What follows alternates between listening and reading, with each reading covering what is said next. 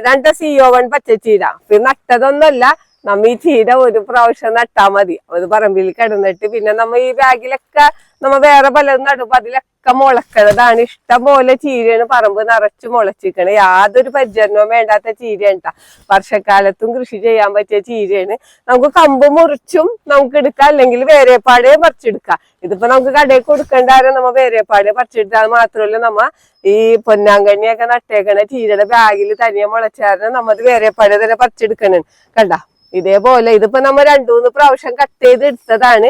നല്ല എളുപ്പം ചീരയാണ്. കണ്ട ഇതേപോലെ നല്ല ഗ്രോത്തിൽ വളരും. നമുക്ക് ഇഷ്ടം പോലെ നമുക്ക് എപ്പോഴും വിളവെടുക്കാൻ പറ്റിയ ചീരയാണ് CO1. മഴക്കാലത്തും നമുക്ക് ചീര കിട്ടണാണ് ഈ ചീര. കണ്ട നല്ല വലിപ്പമുള്ള ഇലയാണ്, എളുപ്പം. ഇത്രയായിട്ട് തന്നെ തണ്ടൊക്കെ കണ്ടില്ലേ, തണ്ടിനൊക്കെ ഭയങ്കര ടേസ്റ്റ് ആണ്. അപ്പൊ ഒരു പ്രാവശ്യം നമ്മ ഇത് വിത്ത് പാകി മുളപ്പിച്ചു കഴിഞ്ഞാല് നമുക്ക് ഇതേപോലെ ഡെയിലി വർഷം മുഴുവൻ വിളവെടുക്കാൻ പറ്റിയതാണ്. കണ്ട ഇലയും തണ്ട് നമുക്ക് കട്ട് ചെയ്താല് അടുത്ത ആഴ്ച വീണ്ടും കട്ട് ചെയ്യാം. ആ രൂപത്തില് നമുക്ക് കൃഷി ചെയ്യാൻ പറ്റിയതാണ്.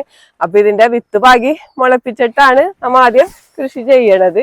അത് കഴിയുമ്പോ പിന്നെ എല്ലാ വർഷവും പിന്നെ നമുക്ക് വിത്ത് പാകേണ്ടി ഒന്നും വരൂല. തനിയെ നമുക്ക് ഇതേപോലെ ചീര നമുക്ക് എപ്പോഴും വിളവെടുക്കാം. അപ്പൊ എല്ലാവരും CO1 പച്ചച്ചീരയൊക്കെ വീട്ടിൽ കൃഷി ചെയ്യണം.